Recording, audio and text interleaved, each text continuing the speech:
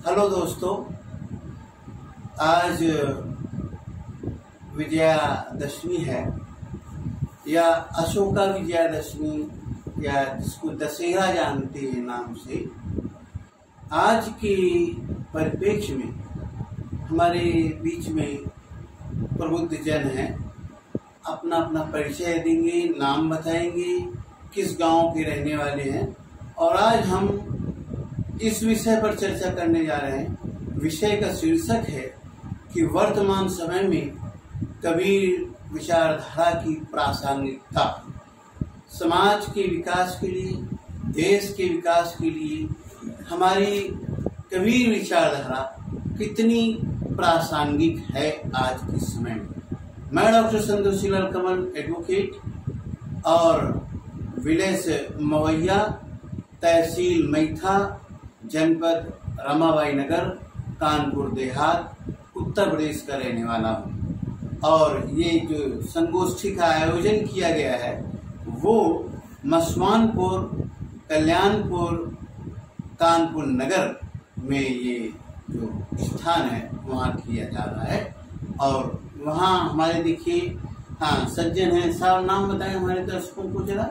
हम हैं कैलाश कमल, बरियन निवाता जी, तहसील मैथा जी, कानपुर देहात। आप साहब बताएं। आप हैं बच्चनलाल कमल, ग्राम करूण, पोस्ट चौनाहा, जिला कानपुर देहात का रहने वाला हूँ। और मसवानपुर में भी मेरा दुकान है, वहाँ भी जाते जाते हैं जी। आप साहब बताएं। हमारा नाम प्रेमनारायण कमल है, ग्राम बरियन निवाता, तहसील मैथा, ब्लॉक मैथा, कानपुर देहात। तो आज ये जो संगोष्ठी का आयोजन है, ये हम कबीर विचारधारा क्या है, उसका समाज पर क्या प्रभाव पड़ा और क्या प्रभाव पड़ रहा है, आज जो हम पूरे भारतवर्ष की चर्चा करें तो समाज के अंदर एक शराब का माहौल, एक अपराध का माहौल, एक मांसाहार का माहौल से समाज गुजर रहा है, जहाँ पर अपराधीकरण ज्यादा होता है। पुलिस प्रशासन और शासन, कोई भी सरकार, उत्तर प्रदेश की सरकार हो या अन्य राज्यों की सरकारें हों, वो इसमें व्यस्त रहती है। यदि हम कबीर विचारधारा को अपनाएंगे, जिसके की सूत्र, जिसके की सिद्धांत बुद्धिज्म पर आधारित है। कबीरदास जी ने कहा कि जाति न पूछो साधु की, पूछ लीजिए ज्ञान, मोल करो तलवार का, पड़ा रहन दो म्यान।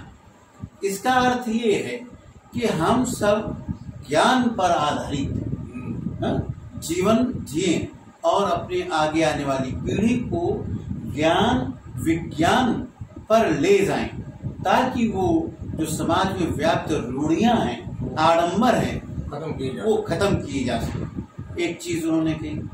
दूसरी चीज उन्होंने कहा, सांच बराबर तप नहीं, झूठ बराबर पाप, और जाके हृदय सांच है, ताके हृदय आप। ये भी सिद्धांत कबीरदास जी का है, जो कि बुद्धिज्म का भी एक सिद्धांत है, जहाँ पर कहा गया है कि झूठ बोलना त्यागना है,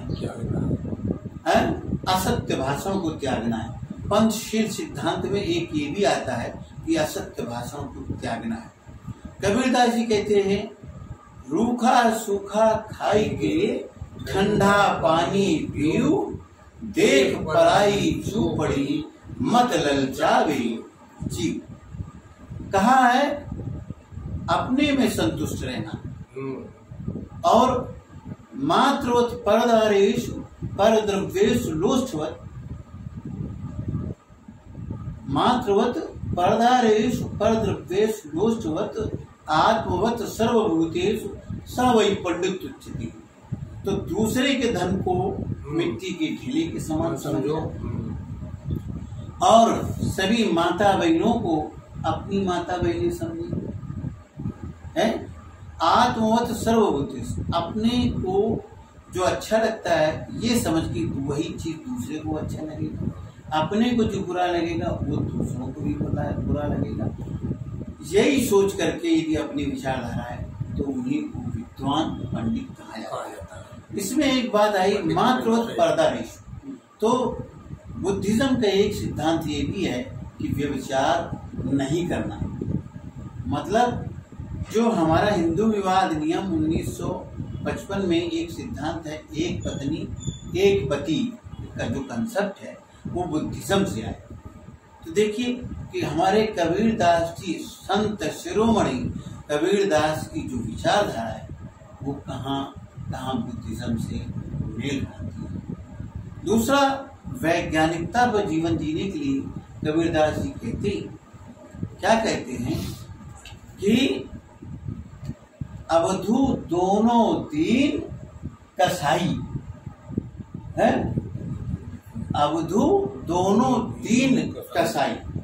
हिंदू हो या मुसलमान की जो विचारधारा है, जो डिवाइड एंड रूल वाली है कि एक अलग है दूसरा अलग है, अपने अपने मजहब को, अपने अपने धर्म को श्रेष्ठ बताती है, लेकिन प्रेम, सहिष्णुता, समानता का जिक्र इन दोनों से परे। यदि हम समानता, सद्भाव, प्रेम और सहिष्णुता की बात करें तो वही कबीर जी की सिद्धांत है। आप कुछ कहना चाहेंगे कबीरदास जी के बारे में? कैसे मेल खाती? कबीरदास के अहिंसा परमो धर्म, शाकाहार जीवन कबीरदास जी ने कहा शाकाहार जीवन जो, तो वो भी मांसाहार निषेध माना गया बुद्धिज्म। उसमें भी निषेध है, मांसाहार निषेध है। जबकि हमारे यहाँ समाज में बौद्ध कथाएं होती है तो वहाँ शराब का चलन है, मांसाहार करती है। लेकिन कबीरदास के आश्रम में कभी मांसाहार नहीं होता, शराब नहीं परोसी जाती है ना। है ऐसे कोई आश्रम, कबीर आश्रम जहाँ पर कि मांस परोसा जाता हो या कहीं शराब परोसा जाता हो? तो शराब जो मादक पदार्थों से विरत रहना, एक ये भी बुद्धिज्म के सिद्धांत। तो पंचशील सिद्धांतों में 5, एक पहला है प्राण हिंसा से विरत रहना, दूसरा है चोरी से विरत रहना, तीसरा है झूठ से विरत रहना, चौथा है व्यभिचार से विरत रहना, और 5वां है मादक पदार्थों से दूर रहना। ये 5 सिद्धांत जो है वो कबीर की दर्शन में दिखाई देते हैं। इसलिए हमारे पुराने जो समाज है वो कबीर फिलॉसफी को पूर्ण रूप से अंगीकृत किए हुए। अब बताइए, आप क्या कबीर दास जी के बारे में कहना चाहेंगे? आप बताइए, हमारे दर्शकों को जरा बताएं क्या कहना चाहिए। हाँ बताइए।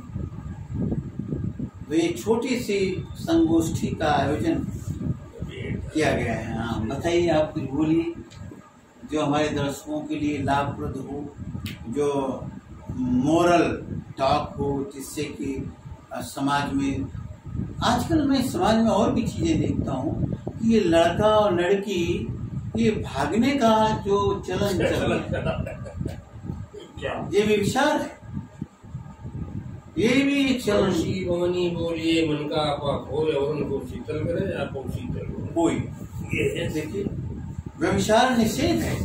तो फिर आज समाज में ये घटनाएं घटित हो रही, इसको रोकने के लिए कबीर पंथा में आप इधर उधर भ्रमण करते हैं, इसके लिए क्या आप कहेंगे हमारे दर्शकों को? रोकने का क्या प्रयास कर रहे हैं?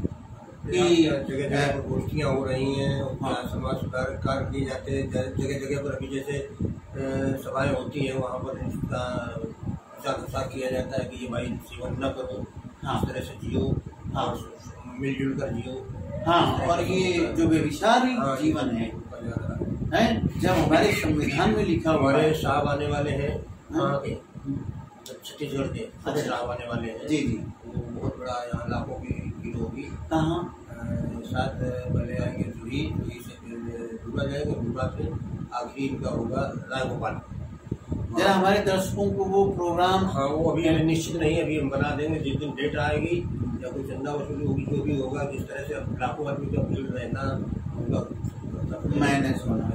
तो देखिए हमारे जो कबीर फिलॉसफी के प्रति समर्पित हमारे श्री श्री संत श्री श्री बच्चनलाल जी मौजूद हैं, जो हमेशा कबीर दर्शन में अपना समय व्यतीत करते हैं। तो ये छत्तीसगढ़ जाते हैं। छत्तीसगढ़ कहाँ जाते हैं? रायपुर। छत्तीसगढ़ रायपुर जाते हैं। वहाँ कौन सा आश्रम है? कबीर आश्रम है। कबीर आश्रम है रायपुर में। प्रकाश मुंडाम साहब जो है यहाँ के 42 वंश के। अच्छा, कबीर के 42वें वंश से बिलोंग करते हैं। तो वो जगह जगह कबीर दर्शन, कबीर फिलॉसफी को प्रचारित और प्रसारित कर रहे हैं। कहा गया, देखिए, मन का आपा कोई औरन को शीतल करे, आप शीतल हुए है। तो वाणी में वो जादू है। आपकी कैसी वाणी है, उससे आपके कृतित्व और व्यक्तित्व की पहचान परिलक्षित होती, दिखाई देती है। तो हम सब लोग प्रबुद्ध वर्ग से हैं। हम सब लोग ऐसे कार्य करें जिससे कि समाज में समरसता, समानता स्थापित हो। और संविधान में इसकी चर्चा की गई। तो जरा हम चाहेंगे कि संविधान की प्रस्तावना जरा हम जो बोले वो आप तीनों लोग भी हमारे दर्शकों को सुनाएं। जरा ऐसे कर लीजिए आप सब लोग। हम भारत के लोग भारत को एक संपूर्ण प्रबुद्ध संपन्न समाजवादी पंथ निरपेक्ष लोकतंत्रात्मक गणराज्य बनाने के लिए तथा उसके समस्त नागरिकों को सामाजिक आर्थिक राजनैतिक न्याय विचार अभिव्यक्ति विश्वास धर्म और उपासना की स्वतंत्रता प्रतिष्ठा और अवसर की समता प्राप्त कराने के लिए तथा उन सब में व्यक्ति की गरिमा और राष्ट्र की एकता और अखंडता को सुनिश्चित करने वाली बंधुता को बढ़ाने के लिए दृढ़ संकल्प होकर एतद् द्वारा इस संविधान को अंगीकृत अधिनियमित और आत्मार्पित करते हैं। जय हिंद, जय भारत, जय संविधान, जय डॉक्टर भीमराव अम्बेडकर। धन्यवाद सभी लोगों को। धन्यवाद। साधुवाद।